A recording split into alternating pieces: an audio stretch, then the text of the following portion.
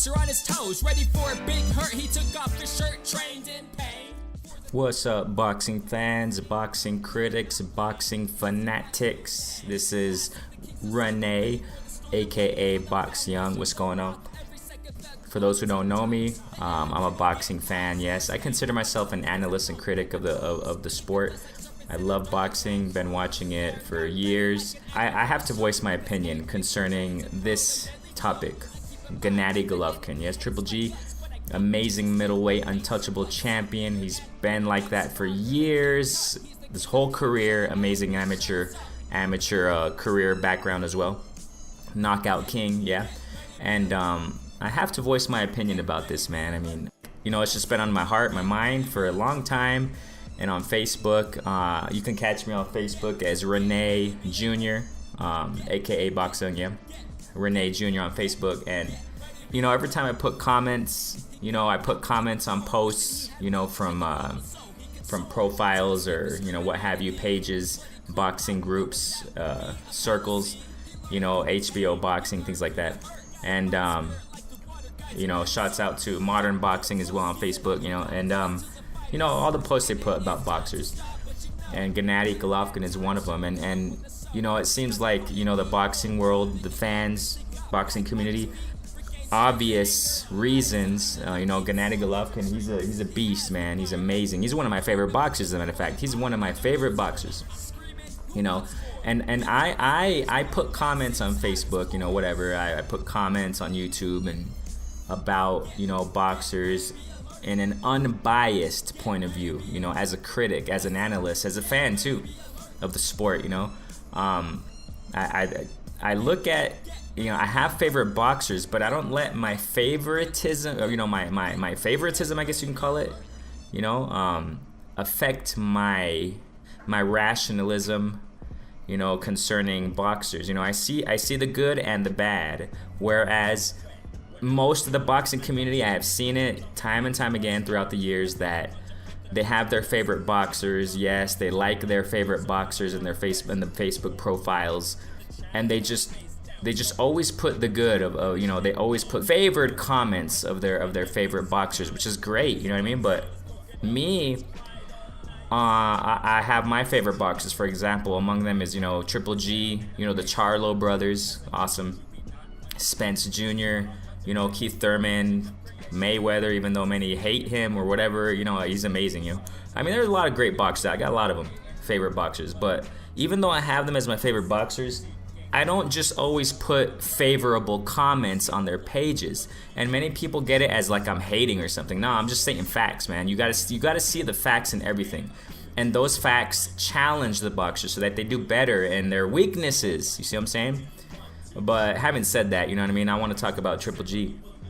Triple G, man, like right recently I have been seeing since about around the Daniel Jacobs fight that he's been slowing down, man. I mean, Daniel Jacobs is an amazing middleweight boxer, man. He's fast, he has the movement, the footwork, the head movement, the speed. I mean, he's a great all-around boxer, you know what I mean? Daniel Jacobs is amazing. And Triple G barely won him. I know many won. Well, I don't know, man. I personally see it as, and the judges, I don't think there was a crooked judge in that one, man. I mean, you know, like in Canelo, I mean, that's another, well, I'll get to that in a moment. But Jacobs, he won, you know, he lost, I'm sorry. Jacobs lost by a little bit, you know. Yes, Triple G knocked him out. I don't remember which round. It was a while ago, that fight. But he knocked him down, yes. But, you know, Jacobs got back up and did a great performance throughout the rest of the fight, man. The rest of the rounds. And Jacobs wasn't phased for the rest of the fight, man. It was great performance.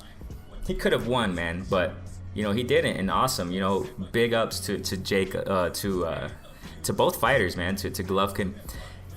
And ever since then, I have seen him going down. You know, Golovkin, he's been getting slower. He's been, you know, his powers aren't affecting the middleweights anymore, as far as with Jacobs and with Canelo. Now, we'll touch upon Canelo a little bit. We're doing this brief, you know, we're not getting too in-depth, but, you know, generalities, but important points that many aren't seeing, or they're not commenting or something, I don't know. And they're obvious points, you know, like the recent fight with Canelo, you know, we know what happened. We know that the judge, Bird, I think her name is. I mean, much respect to her. I'm not gonna, degrade these people. I don't know, but that's not in me to do that. But I believe personally that was way off the points with Bird's scorecard. But I wouldn't, and also I got to point this out, the UFC community, MMA community, they in that spectrum of fighting, of sports, they saw Gennady Golovkin winning by a big margin. They were just like, I don't know the exact words, but whatever, they expressed, no, Triple G won, he wasted him, whatever. And the boxing community as well, there were a lot of, reporters and media that were, they were for Gennady Golovkin winning by a big margin, super big, and I agree to a certain extent because GGG was putting in a lot of jabs throughout the whole fight, But the thing here is that we got to understand is that my point in this video is showing, is asking the question, is Gennady Golovkin on the verge of going down? Is he... I personally think he should retire. He stated that after the last Canelo fight, the first one, he announced something along the lines of retiring already anyways. A lot of people ignored that. A lot of people didn't hear that, or I don't know. We can't ignore the fact, you guys, that since the last since the Jacobs fight, he's been getting slower. He's less powerful. He's not as fast. Yeah, he's not the beast as before, and we understand that just by natural physics, man. Come on, a person is not always in their prime. You gotta understand that a boxer is not always in their prime. They're gonna age. They're gonna slow down. And important note here, guys. A lot of people ignore the fact that Triple G, his head movement isn't the best throughout. If you watch his prior fights before Jacobs, long before that, his head movement isn't. He gets hit a lot in the face, man. He gets hit a lot in the head. And yes, he cuts off the ring wonderfully. He has his big points, but I'm focusing on his weak points here. He doesn't move around too much. I mean, he does. He cuts the ring off wonderfully. I don't know if he lets himself, and that's an argument that many Triple G fans have. I'm a fan of him, but I'm just stating what's up, what I see. Some fans, most of his fans say he lets himself get hit in the face because he's showing that it doesn't hurt. It doesn't the punches don't phase him. Now, that is a very weak argument because, another one is this, he has a strong chin, yeah. But, any boxer who lets himself get hit in the face purposefully to show, this doesn't phase me, that's not wise at all, because that's going to take a toll throughout the years and it's going to bring damage in the long run. That's really one of the unwisest things to do in the sport, man. Let yourself get hit. Why do you see Mayweather, I mean, we can say that Mayweather, man, I mean, he has looked like as if he was in his prime for his whole career almost, man. Why? Because he didn't get hit much, man. I mean, come on, he didn't have a toll, of the hits. It didn't really affect him because he would always dodge them, man. I mean, amazing head work, speed. You already know Mayweather. That's another segment, man. But that's why my point is that's why Mayweather lasted so long, and because he didn't let himself get hit, man. I mean, but Triple G, on the other hand, man, he's been getting hit too much, I think, in my opinion. Even though you don't see it at the end of the fights and stuff, like his, but I mean, it's just, my point is this, guys, that he one of his big deficiencies in Triple G, man, is he lets himself, I don't know if he lets himself, but he just gets hit in the face a lot. He doesn't have a lot of fast movement. And because of that, now that he has his age, I think he's around 36 years old now. And he's just slower than before, man. On top of that deficiency I just explained. So, and we have to understand, you guys, that if Sanders is calling him out, Billy Sanders, man, he's calling him out. Billy can beat him, man. I think personally he can beat him by points only. We saw the fight with Lemieux, man. I mean, you guys saw it. I don't have to say much about that. If you didn't see it, check it out.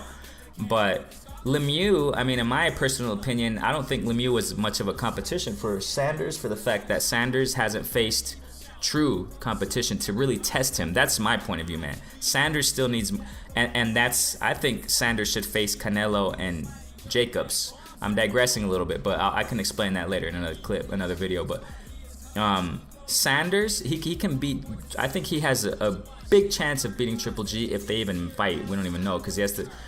Well, you know, the talks are right now. What's hot is Canelo Triple G2, and if Canelo Triple G2 happens, Canelo is most likely gonna beat him, man. Why? Because it's for the same reason I'm saying before. Canelo Triple G he's older, slower, less powerful.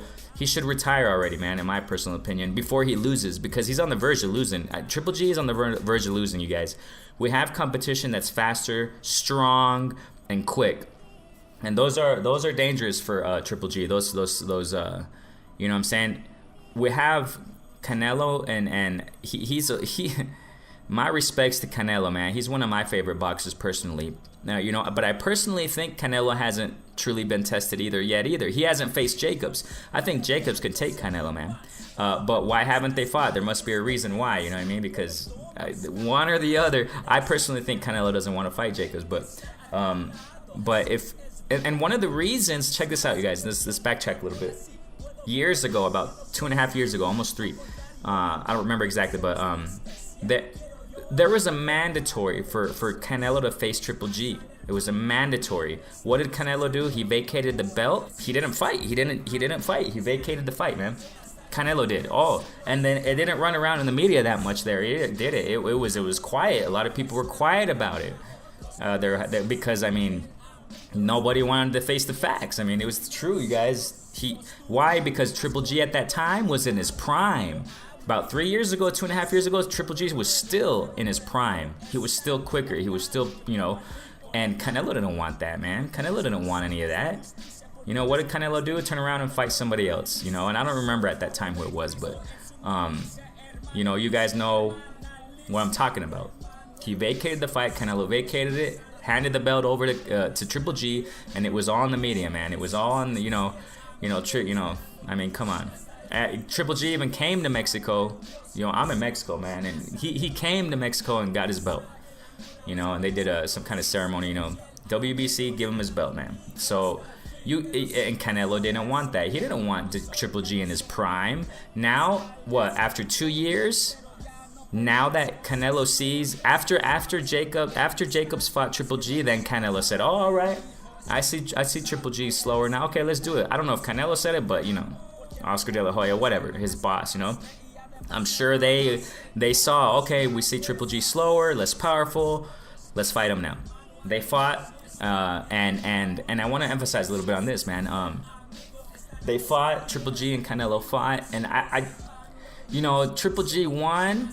I personally think he maybe won. It was a draw. We saw that it was a draw, but you know, it was close, man. I mean, I personally, when I saw that fight, it was close. I personally thought maybe Canelo would win, maybe Triple G would win. Having said all this, you guys, if Triple G fights Canelo or Sanders, he's probably gonna lose. That's my point. If he wins, it's gonna be close again. But I mean, he's not gonna dominate, you guys. If Triple G fights Canelo or Sanders, he's not going to dominate the fight. I think that's what I see. Canelo, why? Because if Canelo fights him again, Canelo knows him more. He knows how Triple G moves. He felt him out in the last fight. 12 rounds is a lot.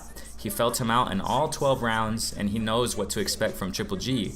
On the you know, likewise with Triple G, but I don't see Triple G, man, getting faster. He's not going to get faster. I don't think his punches are as powerful.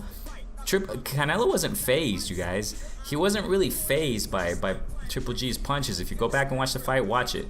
Yes, Canelo wanted to do it smart. He wanted to do it kind of like Mayweather, I guess. He wanted to run around and just win by points. That's what Canelo wanted to do. He figured after punching him out, you know, he give him some power punches.